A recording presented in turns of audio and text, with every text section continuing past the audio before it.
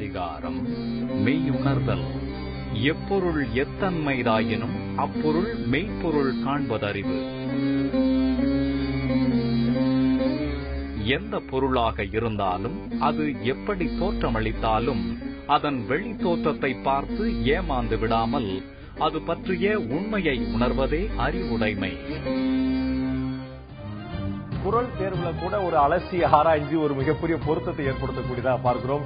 யார் என்ன சொன்னாலும் அதுல இருக்கக்கூடிய விஷயங்கள் என்ன, அதுல எதுல உண்மையா இருந்தது அப்படிங்கிறது மெய்ப்பொருள் காண்பது அறிவு என்பதை 2000 ஆண்டுகளுக்கு முன்னால் ஐயன் திருவள்ளுவர் சொன்னுடைய கருத்தை தான் இன்றைய குரலா நாம் பார்க்கிறோம். இந்த கருத்து கணிப்புகள் என்பது சற்று முன்னாள் ஆயுதத்து நிகழ்ச்சியில பாஜகவுடைய மாநில செயலாளர் கேடி ராகவன் சொன்னது போல, மற்ற இருக்கக்கூடிய எல்லா அரசியல்வாதிகளும் சொன்னது போல, ஒவ்வொரு நிறுவனமும் ஒவ்வொரு கருத்து கணிப்பை வெளியிட்டுக் கொண்டால் அது கருத்து கணிப்பல்ல கருத்து திருப்பி என்ற விமர்சனம் மிக இயல்பாக எழத்தான் செய்யும். நான் நண்பர்கள் அனைவருக்கும் ஏற்கனவே பல சொன்ன விஷயம் தான் இந்த முறை மீண்டும் ஒருமுறை சொல்கிறேன். எங்களுடைய கணிப்பு தவறாக இருக்கலாம், சரியாக இருக்கலாம். எங்கள் சரியாக இருந்தால் உங்களோடு சேர்ந்து உங்களுடைய மனதை சரியாக கணிக்க முடிந்தது என்ற பெருமை கொள்கிறோம். தவறாக இருந்தால் உங்களுடைய மனதை படிப்பதற்கு இன்னமும் தீவிரமான முயற்சி கொள்வோம் என்ற வருத்தத்தோடு தெரிவித்துள்ளோம். நிச்சயமாக நாங்கள் சரியாக படிக்கவில்லை, இன்னும் சரியாக படிப்பதற்கு என்ன முயற்சியோ அதை நாம் செய்வோம். 2014ஆம் ஆண்டு நாம் கணித்திருந்த கருத்து கணிப்பு தான் உண்மைக்கு மிக ஒட்டி இருந்தது என்ற நம்பிக்கையில் அடுத்த களம் கொண்டிருக்கிறோம். இந்த 2016 சட்டமன்ற தேர்தலில் கருத்து கணிப்பு முடிவுகள் என்னவா இருக்கிறது மக்கள் யார் பக்கம் நிகழ்ச்சியில் தொடர்ந்து உங்களுக்கு பல மாதங்களாக இடைவிடாமல் தேர்தல் சூடு பிடிப்பதற்கு முன்னாலேயே உங்களுடைய தந்தி தொலைக்காட்சி தொடர்ந்து வழங்கிக் கொண்டிருக்கிறது.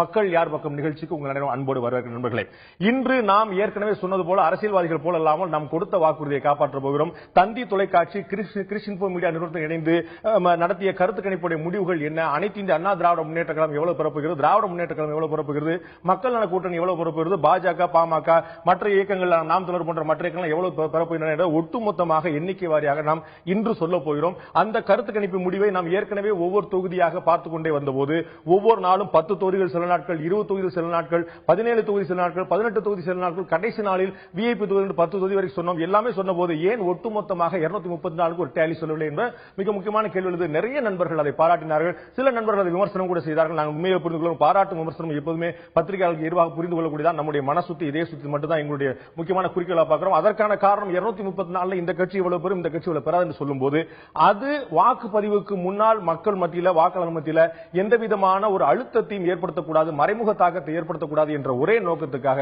234 நாம் பிரிக்காமல் ஒட்டுமொத்தமாக ஒவ்வொரு தொழில் என்ன நிலவரம் என்பதை மட்டுமே சொன்னோம். அதிலும் கூடுதலாக அக்யூரசி கொடுப்பதற்காக நாங்கள் சொன்னோம் இந்த கட்சிக்கு 44 விழுக்காடு, இந்த கட்சிக்கு 35 விழுக்காடு சொல்லாமல் 6 விழுக்காடு முன்பின்னாக 3 விழுக்காடு முன்பின்னாக எங்களுடைய எரர் மார்ஜின் 3 விழுக்காடு என்று நாங்களே வைத்து எங்களுடைய தவறாக போகக்கூடிய மதிப்பீடு 3 விழுக்காடு வைத்து அந்த 3 விழுக்காடு முன்பின்னாக எங்களுடைய முழுமையான கருத்து கணிப்பு வெளியிட்டு 234 தொகுதிகளுக்கு கருத்து கணிப்பு முடிவு வெளியிட்டிருக்கிறோம். இந்த 234 டேலி என்னங்கிறத நம்ம சொல்ல போறோம். இன்று நண்பர்களே, இதே மே 16ஆம் தேதி 2 ஆண்டுகளுக்கு முன்னால் 2014ஆம் ஆண்டு தேசிய ஜனநாயக கூட்டணி அகில இந்திய அளவில் அறுதி பெரும்பான்மையோடு மிகப்பெரிய வெற்றியை பெற்ற நாள்.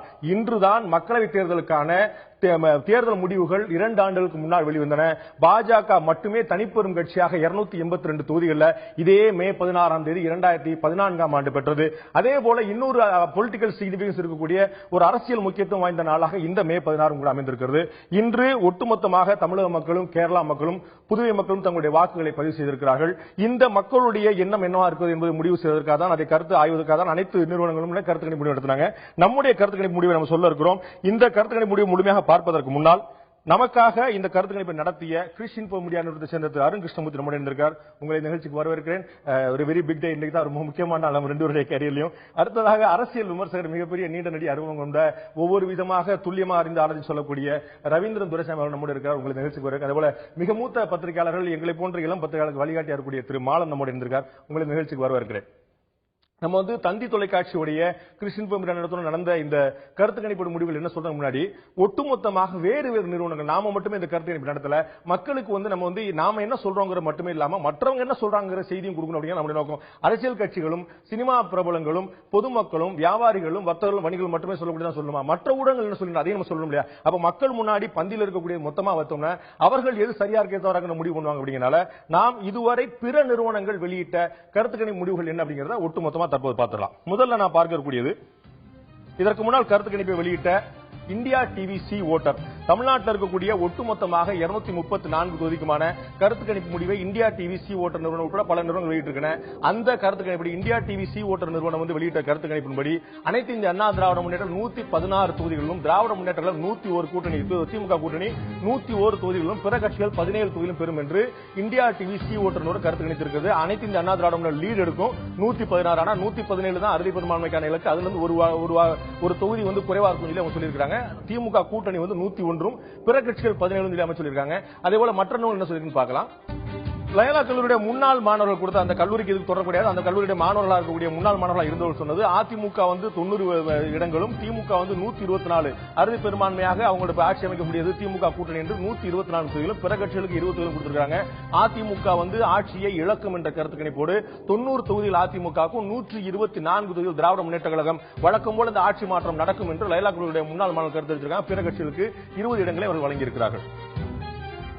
புதிய தலைமுறையுடைய தொலைக்காட்சி நிறுவனம் நடத்தியிருக்கக்கூடியதுல வந்து பாத்தீங்கன்னா அனைத்து இந்திய அண்ணா திராவிட முன்னேற்றங்கள் 164 இடங்களை பெறும் என்றும், திராவிட முன்னேற்ற கழகம் 66 இடங்களை பெறும் என்றும், பிற கட்சிகள் 4 இடங்களை பெற்றிருக்காங்க. ரொம்ப ஒரு கிளியரான ஒரு பாகுபாடு பிரிச்சு விட்டுருக்காங்க. பிற கட்சிகளுக்கு வந்து மிக குறைவாக 4 இடங்களும், 66 இடங்கள் திராவிட முன்னேற்ற கழக கூட்டணிக்கும், அனைத்து இந்திய அண்ணா திராவிட முன்னேற்ற கழகம் அறுதி பெரும்பான்மை பெற்ற ஆட்சி அமைக்கும் 164 இடங்களை அதிமுக கூட்டணி பெறும் என்று புதிய தலைமுறை கிடைத்திருக்கிறது. அடுத்ததாக நக்கீரன் வாரம் ஒருமுறை குறிப்பிட்டிருக்கும் போது அதிமுகவுக்கு 81 முதல் 90 இடங்களும், திராவிட முன்னேற்ற கழகத்துக்கு 127 முதல் 139 இடங்களும், இவர்களும் திமுக ஆட்சியை பிடிக்கும் என்று கணித்திருக்கிறார்கள். 127 முதல் 139 இடங்களும், பிற கட்சிகளுக்கு 14 முதல் 17 இடங்கள் சொல்லியிருக்காங்க. பிற கட்சிகளுக்கு சராசரியான இடங்கள் திராவிட முன்னேற்ற கழகத்துக்கு கூட்டணிக்கு 127 முதல் 139 ஆட்சியை பிடிக்கும் என்ற கணிப்பு. அனைத்து இந்திய அண்ணா திராவிட முன்னேற்ற கழகத்துக்கு 81 முதல் 90 இடங்கள் கிடைக்கும் என்ற கணிப்பு. இன்னொரு முக்கியமான வார இருமுறையில் ஜூனியர் உடன் அதிமுகவுக்கு 73 இடங்களும், திராவிட முன்னேற்ற கழகத்துக்கு 77, 4 இடங்கள் கூடுதலாக இருந்தாலும் பெரும்பான்மை பெறுவதற்கான வாய்ப்பில்லை என்று அதிமுக விட திமுக 4 இடங்கள் கூடுதலாக கிடைச்சிருக்கிறது. பிற கட்சிகள் ஒரே ஒரு இடங்கள் கிடைச்சிருக்கு. இழுபறியாக 83 இடங்கள் கடுமையான போட்டி ஏற்படுத்தக்கூடியது நம்ம ஏற்கனவே சொல்லியிருந்தோம். நிச்சயமாக எந்த கருத்து கணிப்பு என்ன மாதிரி சொன்னாலுமே இந்த ஒரு தேர்தலுக்கு அடுத்த செபாலஜியாக நம்ம இருந்து இதை வந்து நம்ம நிறைய முறை பார்த்திருக்கோங்கிற அடிப்படையில் ஒரு ரொம்ப அழகாக சொல்ல முடியுது. இது ஒரு மிக முக்கியமாக மிகச் சரியாக கணிக்க முடியாத தேர்தல் தான் அப்படிங்கிறத நம்ம ஒத்துக்கணும். அந்த அளவில் இழுபறியாக 83 தொகுதிகளை ஜூனியருடன் கொடுத்திருக்கு. அதிமுக விட 4 தொகுதிகள் திராவிட முன்னேற்ற கழகத்துக்கு கொடுத்திருக்குது. இது வந்து ஆளுக்கு ஆளு மாறி மாறி ஒரு விமர்சனம் வந்து அரசியல் கட்சிகள் சொல்றது போல இதெல்லாம் கருத்து கணிப்பு இல்லைங்க, அவங்களுக்கு ஒரு அஃபிலியேஷன் இருக்கு, அவங்களுக்கு ஒரு லீனிங் இருக்கு, அதனால அவங்களுக்கு எது பிடிச்சிருக்கோ சொல்லிடுறாங்க அப்படிங்கிற பார்வை தான் வருமா? இது போன்ற மாறி மாறி முடிவுகள் ஏன் வருது? இந்த மாறி மாறி வரக்கூடிய முடிவுகள்ல எது சரின்னு நம்ம எப்படி புரிஞ்சுக்கிறது? முதல்ல அந்த என்டிடிவி இதுல வந்து அது கருத்து கணிப்பு அல்ல. அவர் சொன்னது வந்து ஒரு கணக்கு. அவங்க வந்து இங்க கருத்து கணிப்பு நடத்தல. இவ்வளவு சாம்பிள், இவ்வளவு இடத்துல இவ்வளவு ஸ்விங் இருந்தா இந்த மாதிரி போகும் சொல்லிட்டு அவர் வந்து அவங்க வந்து பழைய வரலாற்றின் தரவுகள் அடிப்படையில் வந்து இவ்வளவு ஸ்விங் இருந்தா இவ்வளவுன்னு சொல்லியிருந்தாங்க. அதனால அதை கருத்து கணிப்பு என்று வந்து நம்ம சொல்ல முடியாது. அதனால அதை இதுல இருந்து நீக்கிடலாம் என்பது என்னுடைய கருத்து. மற்ற தேர்தல்களை பொறுத்த வரைக்கும் என்னன்னு கேட்டீங்கன்னா, பொதுவாகவே கருத்து கணிப்பு என்பதில் வந்துட்டு குறிப்பிட்டு ஒரு புள்ளி குத்தின மாதிரி ஒரு பின் பாயிண்டடா இவ்வளவு இடங்கள் என்று சொல்வது வந்து மிக கடினம். இன்றைக்கு இருக்கக்கூடிய சூழலில் வந்து மிக கடினம். ஒரு ட்ரெண்டை வந்து நம்ம சொல்ல முடியும். அதாவது எது முன்னிலை பெறும் என்பதை வந்து நம்ம சொல்ல முடியும். இந்த கருத்து கணிப்புகளில் பார்த்தீங்கன்னா பெரும்பாலான கருத்து கணிப்புகளில் திமுகவுக்கும் அதிமுகவுக்கும் இருக்கக்கூடிய இடைவெளி என்பது ஒரு 30 சீட்டுகள் தான் வந்து இடைவெளி வந்து பெரும்பாலானோர் கொடுத்திருப்பது. சில பேர் வந்து 160 வரைக்கும் கொடுத்திருக்காங்க. அதுக்குள் போவதற்கு முன்னால வந்து இப்போ இந்த தேர்தலில் இருக்கக்கூடிய பிரச்சனை என்னன்னு கேட்டீங்கன்னா, இது முதல்ல ஒரு பலமுனை போட்டி இருக்கக்கூடிய தேர்தல். இந்த பலமுனை போட்டியிலையுமே ஒரு முக்கியமான ஒரு அம்சம் என்னவென்று கேட்டா, வெறும் கட்சிகளுடைய எண்ணிக்கை மட்டும் அல்ல. இவ்வளவு நாள் நடந்த தேர்தல்கள் வந்துட்டு ஒரு அரித்மெட்டிக்கினுடைய அடிப்படையில் கட்சிகள் கூட்டணி சேர்ந்து நடந்தது. முரண்பாடான கருத்துக்கள் கொண்ட கட்சிகள் கூட ஒருவரோடு ஒருவர் கூட்டணி சேர்ந்து நடந்தது. ஆனால் இந்த தேர்தலில் பார்த்தீங்கன்னா ஒவ்வொருத்தரும் ஒவ்வொரு விதமான விஷயத்தை முன்னிறுத்தி நிற்கிறாங்க. இப்போ வந்து ஒரு கட்சி ஆட்சி என்பது கிடையாது, கூட்டணி ஆட்சி தான். கூட்டணி ஆட்சி என்ற ஒரு கருத்தை முன்வைத்து தேமுதிக அந்த கூட்டணி நிற்குது. பாமக ஒரு கட்சி ஆட்சி தான், கூட்டணி ஆட்சி கிடையாது, ஒரு கட்சி ஆட்சி தான். ஆனால் எங்களுடைய பிரையாரிட்டிஸ் வேற, எங்களுடைய ஸ்டைல் ஆஃப் கவர்னன்ஸ் வேற என்று சொல்லி அவர்கள் வந்து ஒரு கருத்தை வைக்கிறார்கள். நாம் தமிழர் முற்றிலுமாக வேறொரு ஐடியாலஜிக்கல் பிளாங்க்ல இருந்து அந்த ஒரு கருத்தை வைக்கிறார்கள். அப்போ மாற்று என்பதை அவர்கள் முன்வைக்கும் போதே வெவ்வேறு வகையான மாற்றை வந்து அவங்க முன்வைக்கிறாங்க. அது ஒரு முக்கியமான ஒரு காரணம். அதனால வந்து அரித்மெட்டிக்கை நம்பி இந்த கட்சிகள் இந்த தேர்தலில் நிற்கவில்லை என்பதற்கான ஒரு அடையாளம் அது. இரண்டாவது என்னன்னு கேட்டீங்கன்னா, கீழே மைக்ரோ லெவல்ல வந்து எப்படி செயல்படும், இந்த தேர்தல் வந்து எப்படி செயல்பட போகிறது என்பது வந்து நமக்கு தெரியல. ஏன்னு கேட்டீங்கன்னா, இது வரைக்கும் ஒரு கட்சி இன்னைக்கே கூட பார்த்துருக்கலாம், கட்சிகளுக்கு இடையில நெருக்கமான போட்டி வருகிற போது அவங்க வந்து ஒரு பதற்றத்தின் விளிம்புக்கு போகும்போது அது வன்முறையாக வெடிக்கும். ஆனா இந்த முறை வன்முறை கிடையாது. ஆனால் அதற்கு பதிலாக பணத்தால் அடிப்பது என்கின்ற ஒரு முயற்சியை வந்து கட்சிகள் வந்து மேற்கொண்டிருக்கிறாங்க. மூன்றாவது, இப்போ சில தொகுதிகளை நீங்க எடுத்துக்கிறீங்க. இப்போ உதாரணத்துக்கு நான் கிருஷ்ணா அதை வந்து விளக்கணும். இப்ப திருநெல்வேலி என்று எடுத்துக்கொண்டோம்னா, திருநெல்வேலி தொகுதியினுடைய சில பகுதிகள், திருநெல்வேலி தொகுதியினுடைய விளிம்பு சங்கரங்கோவில ஒட்டி இருக்கக்கூடிய இடங்கள் இருக்கு. அங்க வந்து உதாரணமா மானூர் என்ற ஒரு இடம் இருக்கு. அது வந்து ஒரு குறிப்பிட்ட, அதாவது வெளிப்படையாக சொல்லாமே வந்து தலித்துகளுடைய செல்வாக்கு பெற்ற ஒரு தொகுதி. அங்க வந்து தலித்துகள் வந்து எப்படி செயல்பட போகிறார்கள் என்பது வந்து அந்த தொகுதியினுடைய முடிவை இம்பாக்ட் பண்ணும். அது வந்து ஆனா சர்வே எடுக்கிறவங்க பொதுவாக திருநெல்வேலினா திருநெல்வேலி நகரம் அல்லது திருநெல்வேலி சபப் அந்த மாதிரி எடுத்து அதனுடைய பிஹேவியரும் அந்த சிறிய ஊரினுடைய பிஹேவியரும் வேற வேறையாக இருக்கும். அப்போ வந்து அந்த முடிவில் வந்து அது வெளியில தெரியாம போவதற்கான காரணங்கள் இருக்கு. இந்த முறை பல்வேறு காரணங்கள் இருக்கு.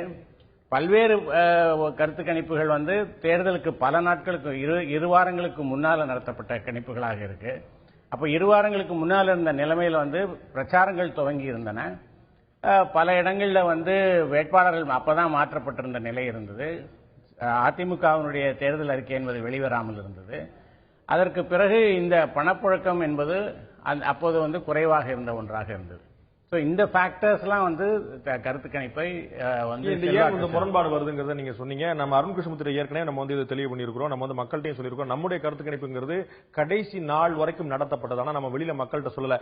அரசியல் கட்சியினரால தொந்தரவு வரக்கூடாது, நம்ம கருத்து நடந்துகிட்டு இருக்குங்கிற தகவல் சொன்னா தொந்தரவு வரக்கூடாது நம்ம முடிந்ததாக சொல்லிட்டு இருந்தோம். ஆனா கடைசி நாள் வரை நம்ம களத்தில் இருந்தோம் அப்படிங்கிற ஒண்ணு.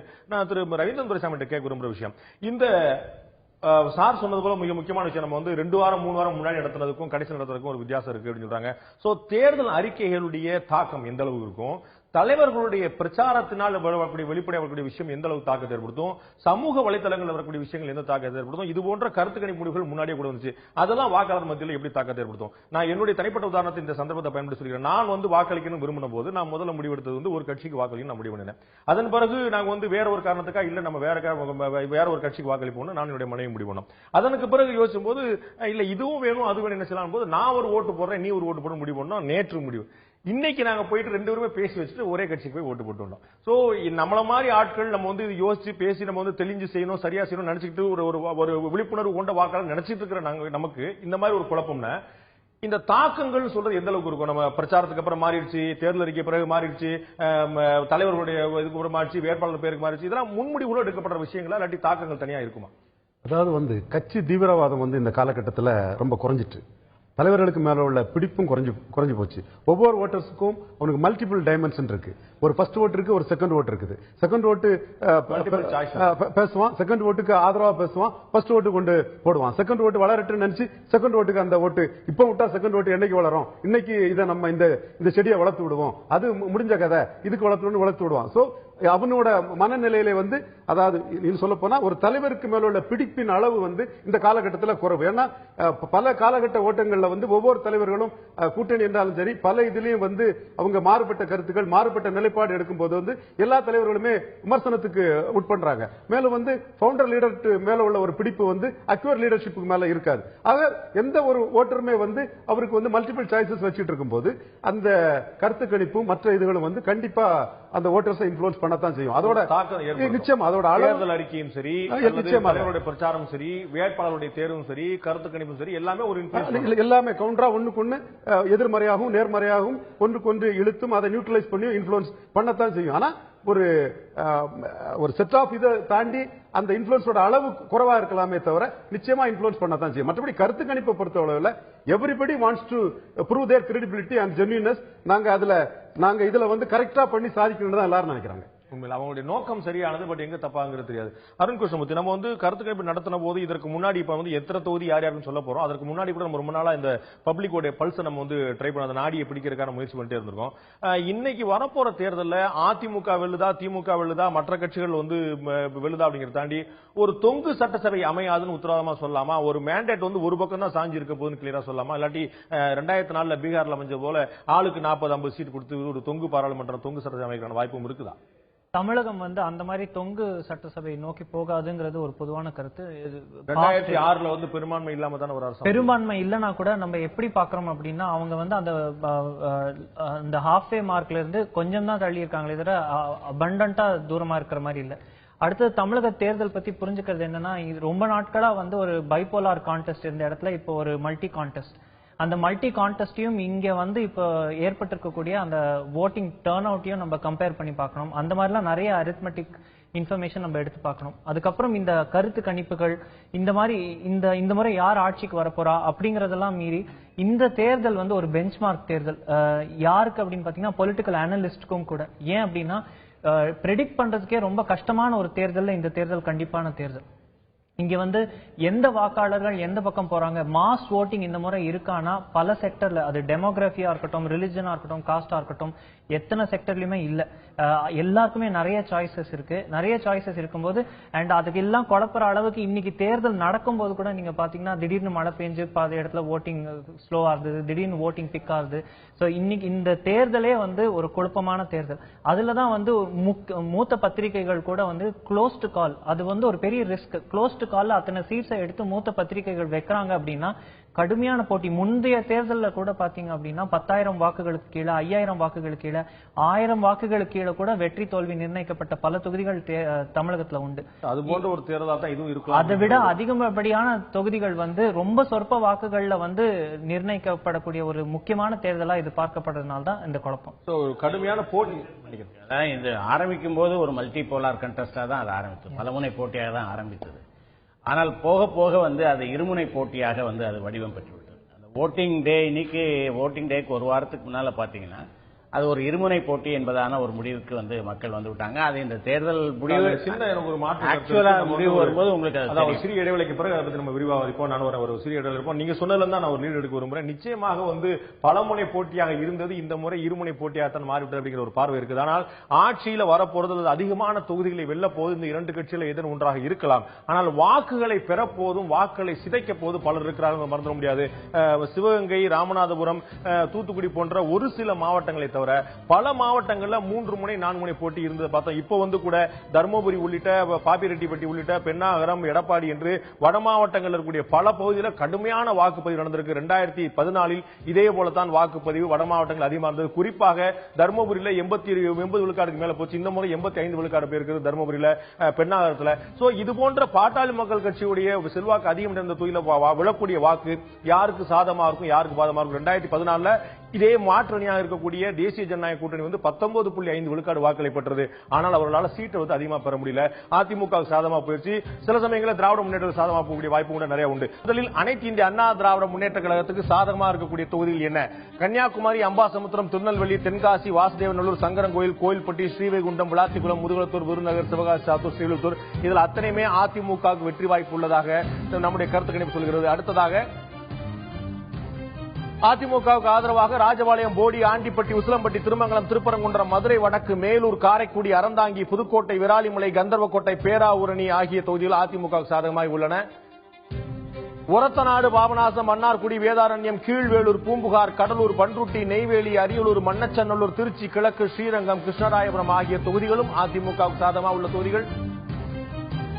கரூர், வேடச்சந்தூர், நத்தம், நிலக்கோட்டை, மடத்துக்குளம், உடுமலைப்பேட்டை, வால்பாறை, பொள்ளாச்சி, கிணத்துக்கடவு, கோயம்புத்தூர் தெற்கு, தொண்டாமுத்தூர், கவுண்டம்பாளையம், சூலூர், பல்லடம் ஆகிய தொகுதிகளும் அதிமுகவுக்கு வெற்றி வாய்ப்புள்ள தொகுதிகளாக அறிகிறது.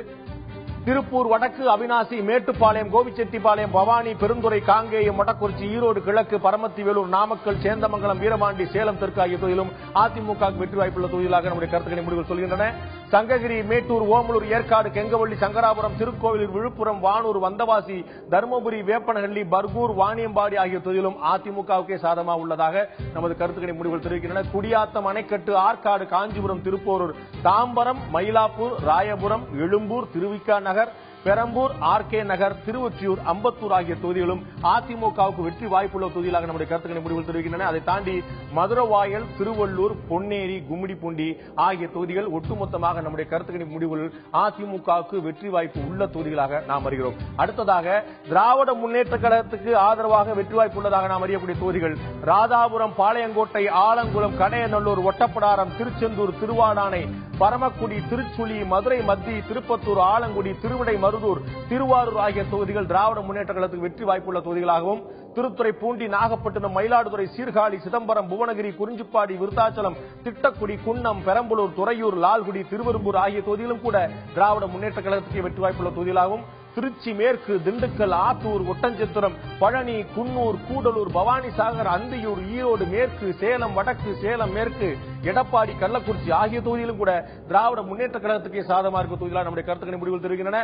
ரிஷிவந்தியம், விக்கிரவாண்டி, ஆரணி, போலூர், கீழ்வெண்ணாத்தூர், திருவண்ணாமலை, செங்கம், ஊத்தங்கரை, திருப்பத்தூர், ராணிப்பேட்டை, காட்பாடி, அரக்கோணம், உத்தரமேரூர், மதுராந்தகம் ஆகிய தொகுதியிலும் திராவிட முன்னேற்ற கழகம் சாதகமாக இருக்கின்றன.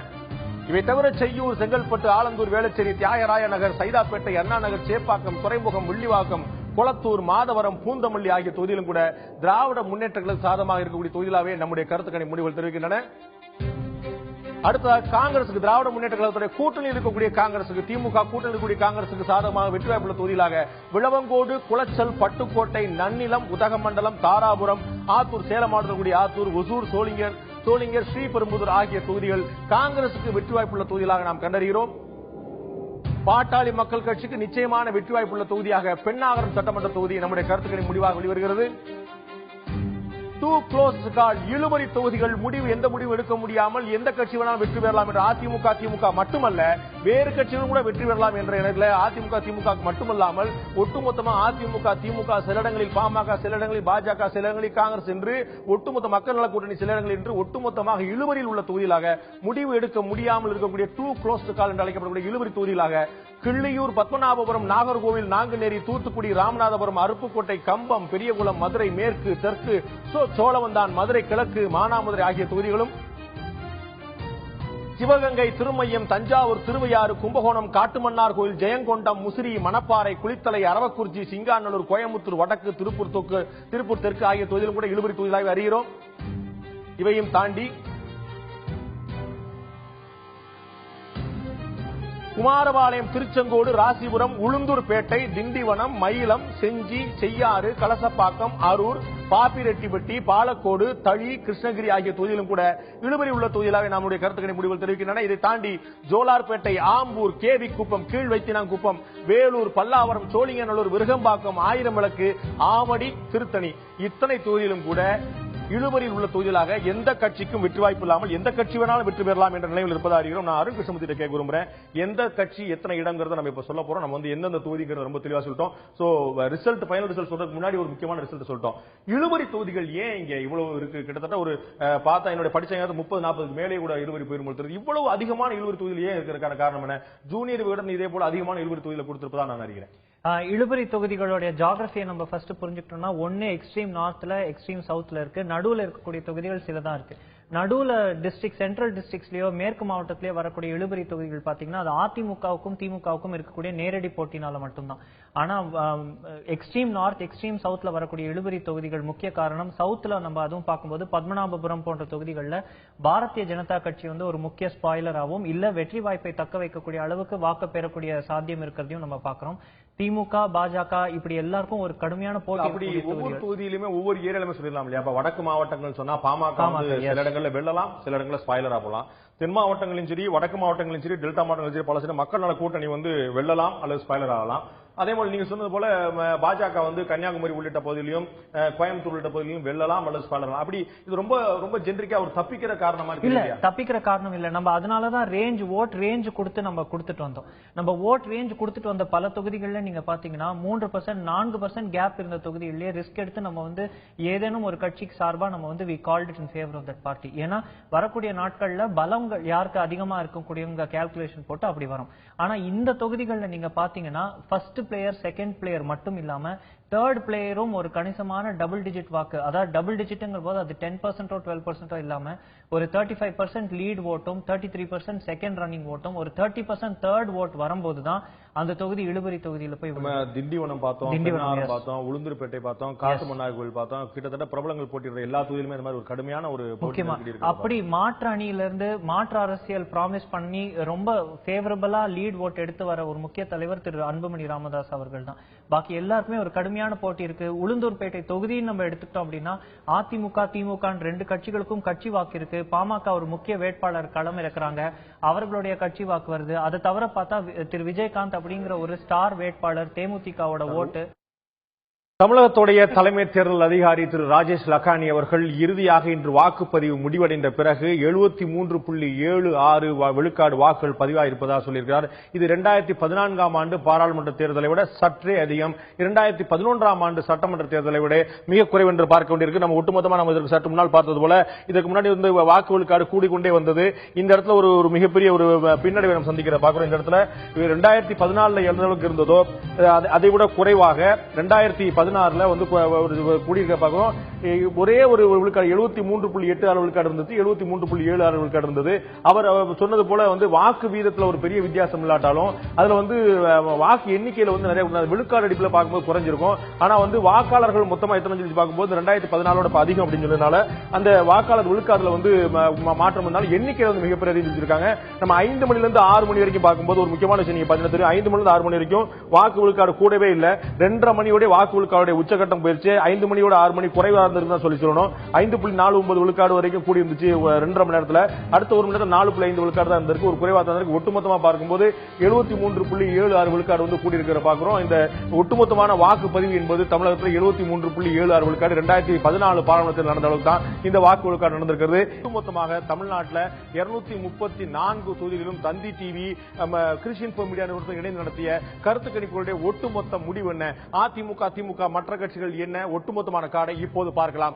தமிழகத்தில் நாம் நடத்திய கருத்து கணிப்பு இறுதியான முடிவுகள். அனைத்து இந்திய அண்ணா திராவிட முன்னேற்ற கழக கூட்டணி 102 தொகுதிகளும், திராவிட முன்னேற்ற கழகம் காங்கிரஸ் கூட்டணி 69, திமுக 10, காங்கிரஸ் என்று 79 தொகுதியிலும், பாட்டாளி மக்கள் கட்சி பெண்ணாகரம் சட்டமன்ற தொகுதியில் ஒரு தொகுதியிலும் இழுபறி நிலை முடிவெடுக்க முடியாமல் கடுமையான போட்டி ஏற்படுத்தக்கூடியது அதிமுக திமுக மட்டுமல்ல, பாமக பாஜக மக்கள் நல கூட்டணி தேமுதிக என்று கடுமையான வேறு கட்சிகளும் சேர்ந்து இழுபறி, பாஜக உட்பட பல கட்சிகள் சேர்ந்து இழுபறி நிலைமையில ஒட்டுமொத்தமாக 52 தொகுதிகள் இருப்பதை பார்க்கிறோம். அதிமுக கூட்டணி அதிகபட்சமாக 102 தொகுதிகளை உத்தரவாதமாக பெறுகிறது. திராவிட முன்னேற்ற கழக கூட்டணி உத்தரவாதமாக 79 தொகுதிகளை பெறுகிறது. பாட்டாளி மக்கள் கட்சி ஒரு இடத்தை பெறுகிறது. 52 இடங்கள்ல இழுபறி நிலைமை நீடிக்கிறது. இந்த 52 இடங்கள் மேலே குறிப்பிட்டிருக்கக்கூடிய 3 பேர்ல வேற யாருக்குனாலும் போலாம். இவர்களை தவிர சிலர் இருக்கிறார்கள், அங்கும் போலாம். பாஜக கூட்டணிக்கு போலாம் அல்லது வந்து மக்கள் நல கூட்டணிக்கு போலாம் என்ற முடிவு நமக்கு பாமகவுக்கு மேலும் சில தொகுதிகள் போகலாம். அந்த 52 இழுபறி மீது மிக முக்கியமான முடிவை பார்க்கிறோம். 102 தொகுதிகள் அனைத்து இந்திய அண்ணா திராவிட முன்னேற்ற கழக கூட்டணிக்கு, திராவிட முன்னேற்ற கழகம் காங்கிரஸ் கூட்டணிக்கு 79 இடங்கள், பாட்டாளி மக்கள் கட்சிக்கு ஒரு இடம், இழுபறி நிலையில் 52.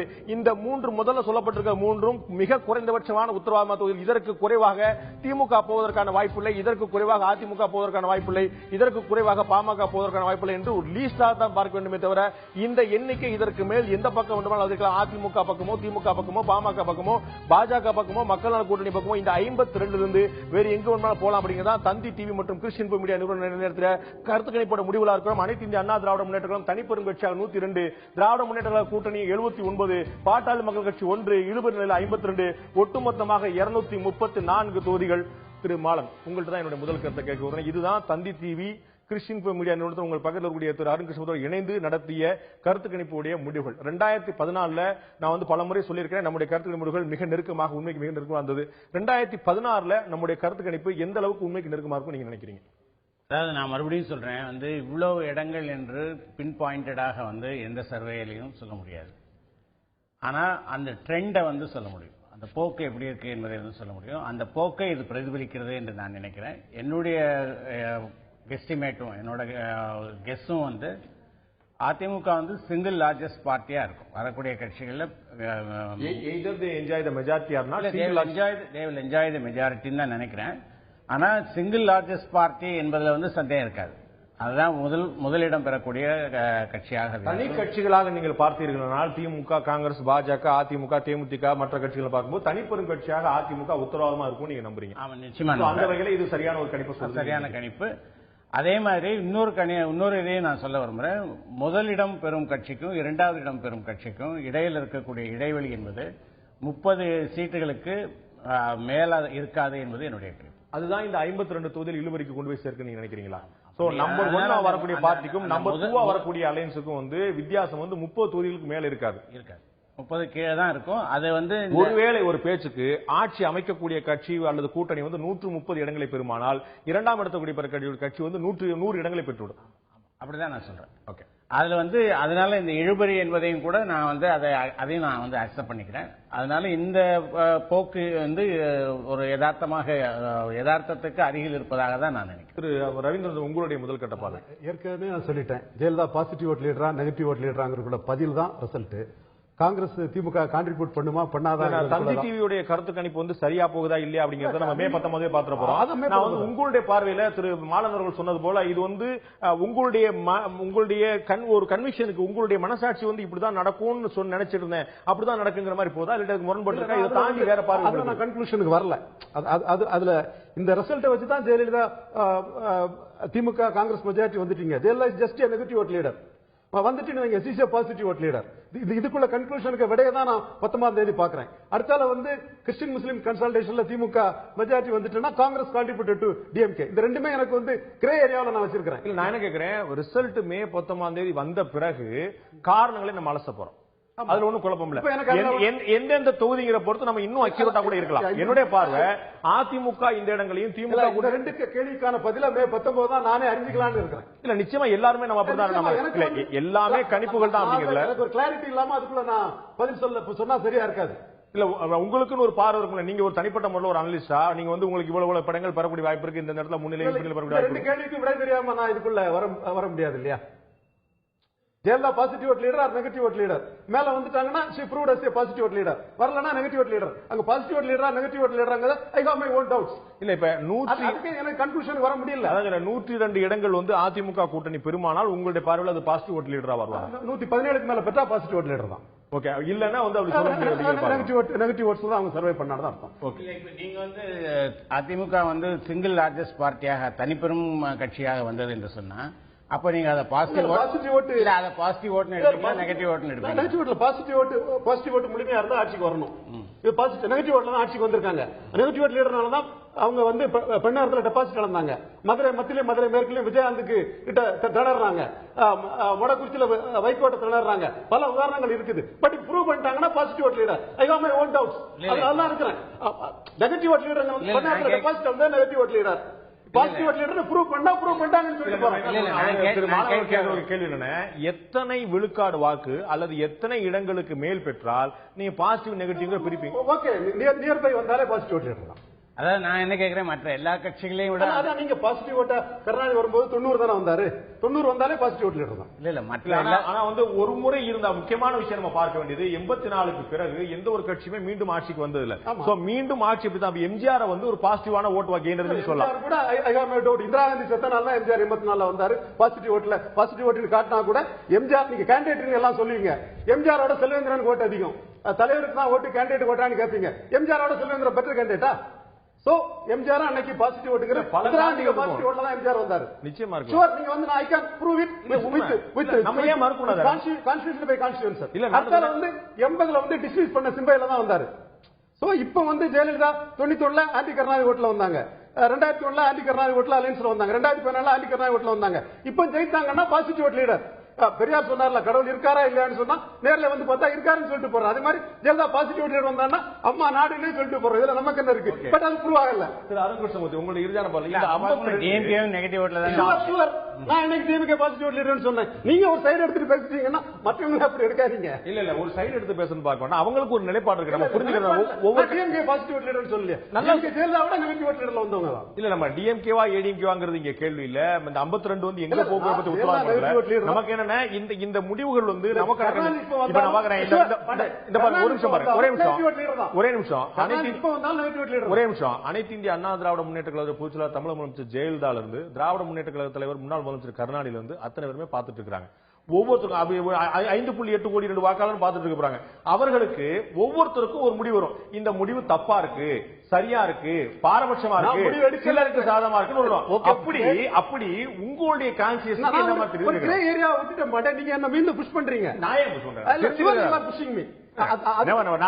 கேள்வி கேட்கல. நம்ம நோக்கம் அது இல்ல. நாம் இந்த தமிழ்நாட்டில் இருக்கக்கூடிய அரசியல் பார்வையாளர்கள் திரு ரவீந்திரன் துரைசாமிக்கு ஒரு முக்கியமான இடம் இருக்குதான் நாம் அறிகிறோம். ஏன் அப்படின்னா நான் பாக்குறோம் ஒட்டஞ்சத்திரத்துல இந்த மாதிரி ஓட்டு விழும்னா அதுக்கு ஊரெல்லாம் ஒரு காரணம் சொல்லும் போது ரவீந்திரன் துரைசாமி வேற ஒரு காரணம் சொல்லுவார். அந்த பார்வையை நம்ம வந்து முழுமையா மதிக்கிறோம். அதனால தான் உங்களை இங்க கூட்டு கிரே ஏரியா சொல்லிட்டு இதோட பதில் என்ன எஸ்கேப் ஆயிட்டேன்னு வைங்களா, பாஸ் சொல்லிட்டேன்னு வைங்களா. இல்ல எஸ்கேப் அதெல்லாம் ஒண்ணு பிரச்சனை. உங்களுக்கு கருத்துல சரி கிரே ஏரியா ஒரு ஏரியா தானே, மாற்று கருத்து இல்ல. நம்ம சொல்றோம் ஒரு கருப்பு வெள்ளை படத்துல மட்டுமே 254 பிஸ் இருக்குன்னு சொல்லி சொன்னா அதுல 254 கிரே இருக்குன்னு சொல்லி சொன்னா அதுல வந்து கிரே இல்ல சொல்ல முடியாது.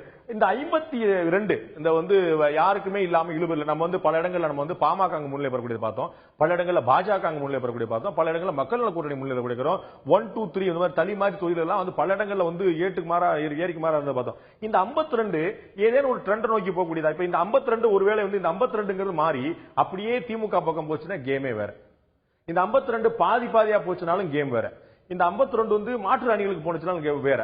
இப்ப இந்த மாதிரி இதுல ஏதாவது ட்ரெண்டிங் இருக்கா, இந்த மாதிரி போகக்கூடிய வாய்ப்பு ஏதாவது கணிப்பு இருக்கா? இல்லாட்டி இழுபறி தான் முடிவெடுக்க முடியல, அங்க இழுபறி என்னை வந்து உள்ள புல் பண்ணாதீங்கன்னு சொல்லி முடிக்க போறோம். அந்த 52 தான் வந்து தமிழக இந்த 2016 தேர்தலுடைய ட்ரெண்டே. ஏன்னா இந்த அளவுக்கு குழப்பம் ஏற்படுத்தி இருக்கக்கூடிய அந்த 52 தொகுதிகள் ஆட்சி அமைப்பது யாரு அப்படிங்கறத விட பெரிய opposition for the first time 100 seats கிட்டத்தட்ட ஆப்போசிஷன் வரப்போகுதுங்கிறதும் ஒரு நிதர்சன உண்மை. திரு மாலன் அவர்கள் சொன்னது போல ஏன்னா முதலிடம் பெறுபவருக்கும் இரண்டாம் இடம் பெறுவதற்கும் 30 விழுக்காடுக்கு 30 சீட்டுக்கு மேல இருக்காது. அப்படிங்கும் போது கவர்மெண்ட் வந்து மெஜாரிட்டி கவர்மெண்டா மைனாரிட்டி தெரியாது. ஆனா எதிர்க்கக்கூடிய ஆப்போசிஷன் பார்ட்டி ஒரு ஸ்ட்ராங்கான ஆப்போசிஷன். 2006 நம்ம பார்த்ததை விட 2006 கிட்டத்தட்ட நம்ம 60 சீட் வாங்கின ஒரு ஆப்போசிஷன் பார்ட்டி நம்ம பார்த்தோம். அதை விட பெரிய ஆப்போசிஷன் பார்ட்டி இருக்கக்கூடிய வாய்ப்பு இருக்கு. சுருக்கமா சொன்னா இப்ப அமைய போற சட்டமன்றம் வந்து மேஜை தட்டு மன்றமாக இருக்காது, விவாதங்கள் நடக்கக்கூடிய மன்றம் மாதிரி ஆயிரமோ இருக்கு. இறுதியா சுருக்கமா உங்களுடைய பார்வை. சிம்பிளா நம்ம சொல்லணும், இது ஒரு அகாடமிக் ப்ரோசஸா நம்ம எடுத்து பண்ணிருக்கோம். ஒரு பொலிட்டிக்கல் அனாலிசிஸ் அப்படிங்கறதையும் தாண்டி என்னன்னா தமிழகத்துல இருக்கக்கூடிய 234 தொகுதிகள்ல இங்க இருக்கக்கூடிய மூத்த பத்திரிகையாளர்களே சொன்னாமலே ஒரு பெரிய ரிஸ்க் எடுத்து பண்ணிருக்கோம். ஒரு தொகுதியில பிரச்சனைகள் என்ன, எப்படி வாக்களிக்கிறாங்க, கேண்டிடேட் பொறுத்தா, சமூகம் சார்ந்தா, ரிலிஜன் சார்ந்தா, இளம் வாக்காளர்கள் எப்படி வாக்களிக்கிறாங்க, எல்லாத்தையும் அனலைஸ் பண்ணி ஒரு ரேஞ்ச் கொடுத்து இதுதான் உண்மையான அந்த 52 தொகுதிகள் வந்து நம்ம தப்பிக்க ஒரு முயற்சி அல்ல.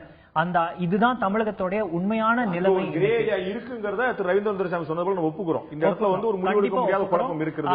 நம்மளுக்கு இந்த அளவுக்கு தான் திராணி இருக்கு. இந்த 52 தொகுதியில இதுக்கு மேல முடிவெடுக்க முடியாத ஒரு கட்டாய சூழ்நிலையில நம்ம இருக்கிறதுனால அதை அங்க வச்சு நம்ம அந்த ஒரு ரெஸ்பான்சிபிள் மீடியாவா அந்த டிசிஷனுக்கு வந்துட்டோம். 2006 கரெக்டா பிரெடிக்ட் பண்ணேன், 9ல பிரெடிக்ட் பண்ணேன், 11ல பிரெடிக்ட் பண்ணேன், 14ல என்ன இழுத்து மாட்டி வச்சுட்டீங்க. இப்பவும் என்ன மாட்டி வைக்கக்கூடிய வேலை நீங்க பாக்கலாம். நீங்க எனக்கு ஒரு கேள்வி இருக்கு. இப்போ வந்து ஒரு சின்ன கேள்விதான். இப்போ ஓட்டிங் பர்சன்டேஜ் வந்து போலிங் பர்சன்டேஜ் வந்து மாறும்போது இப்போ கிட்டத்தட்ட 2014 இருந்து அதே அளவுக்கு வந்திருக்கு. அதை விட குறைவாகவோ கூடவாகவோ இப்போ 60% தான் வாக்குப்பதிவுன்னு வச்சுக்கோங்க, அது இந்த முடிவை பாதிக்குமா? இந்த ஒப்பீனியன் போல் முடிவை பாதிக்கிற அளவுக்கு அது இருக்காது. எப்படி நம்ம பாக்கணும்னா நாளைக்கு நாங்க எடுத்து முடிச்சிருக்கிற எக்ஸிட் போல் முடிவை வந்து நாங்க ஓட்டர் டர்ன் அவுட்க்கு கிராஸ் கம்பேர் பண்ணி தான் நம்ம கொடுப்போம். இன்னைக்கு தேர்தல் கமிஷனர் சொன்னாப்ல ஆண் பெண் வாக்காளர்கள் வித்தியாசம் இன்னும் அவங்க சொல்லல, அதுவும் ஒரு முக்கிய ஃபேக்டரா போட்டுட்டு அதெல்லாம் சேர்த்துதான் நாளைக்கு இதே டைம் எக்ஸிட் போல் அதான் நாம வந்து எக்ஸிட் போல்ல சொல்ல போறோம். நண்பர்களே, இறுதியான தந்தி தொலைக்காட்சி கிறிஸ்டின் மீடியா நிறுவனம் நடத்திய இறுதியான கருத்து கணிப்படி முடிவுகள் அனைத்து இந்திய அண்ணா திராவிட முன்னேற்ற கழக கூட்டணி 102 இடங்களும், திராவிட முன்னேற்ற கழக கூட்டணி 79 இடங்களிலும், பாட்டாளி மக்கள் கட்சி ஒரு இடங்களிலும் உத்தரவாதமாக வெற்றி பெறக்கூடிய வாய்ப்புகள் இருக்கிறது. 52 தொகுதிகள் இழுபறி நிலை இருக்கின்றன. இந்த 52 தொகுதிகள் எந்த பக்கமும் போகலாம். திரு ரவீந்திரன் துரைசாமி அவர்கள் சொன்னது போல, திரு அருண்கிருஷ்ணமூர்த்தி சொன்னது போல ஒரு மிக ஸ்ட்ராங்கான ஒரு மிக அழுத்தமான ஒரு கிரே ஏரியா இருக்கிறது. முடிவெடுக்க முடியாமல் மக்கள் வந்து மிக குழப்பத்தில் மக்கள் இருப்பதை நாம் அறிகிறோம். இந்த 52 தொகுதியில் யார் பக்கம் போனாலும் பரவாயில்லை, யார் பக்கம் போனாலும் எந்த பக்கம் வந்தாலும் இந்த 52 தொகுதிகளுக்குமான வாக்கு வித்தியாசம் என்பது மிக குறைவான அளவு இருக்கும். திரு மாலன் அவர்கள் ஏற்கனவே குறிப்பிட்ட போல வெற்றி பெறுவதற்கும் இரண்டாம் இடம் பெறுவதற்கும் கூட வாக்கு வித்தியாசம் எண்ணிக்கை வித்தியாசம் மிக குறைந்த அளவு இருக்கும் அப்படிங்கிறது பார்வையா இருக்குது. இது கடுமையான தேர்தல், மிக முக்கியமான கருத்துக்கள் முடிவுகளை வெளியிட்டிருக்கிறோம். திரு அருண்கிருஷ்ணமூர்த்தி சொன்னது போல இது நமக்கு ஒரு பாடமாக நாம் பார்க்கிறோம். தந்தி தொலைக்காட்சி மக்களை புரிந்து கொள்வதற்கான ஒரு தொடர் முயற்சிகளை அடுத்த கட்டமாக இதை பார்க்கிறது. சரியாக புரிந்து கொண்டாலும் மிகப்பெரிய மகிழ்ச்சி, சரியாக புரிந்து கொள்ள வேண்டால் இது ஒரு அடுத்த ஒரு பயிற்சி என்று தான் நாங்கள் எடுத்துக்கொள்கிறோம். எங்களுக்கு அதை தாண்டிய உணர்வுகள் கிடையாது, எங்களுக்கு அதை தாண்டிய பார்வைகள் கிடையாது.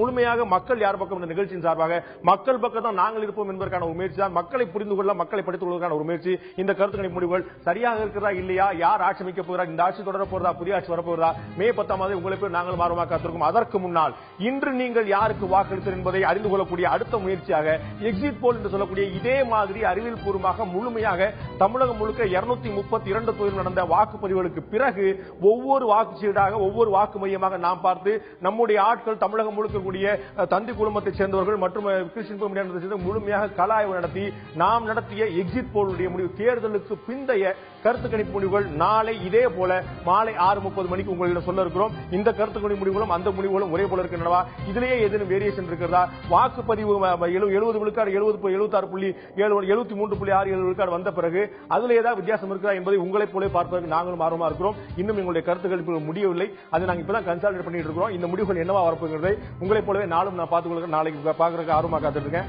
நிகழ்ச்சியில் கலந்து கொண்ட கருத்து அருண் கிருஷ்ணமூர்த்தி, ரவீந்திர சமய திருமான் 3 நன்றி.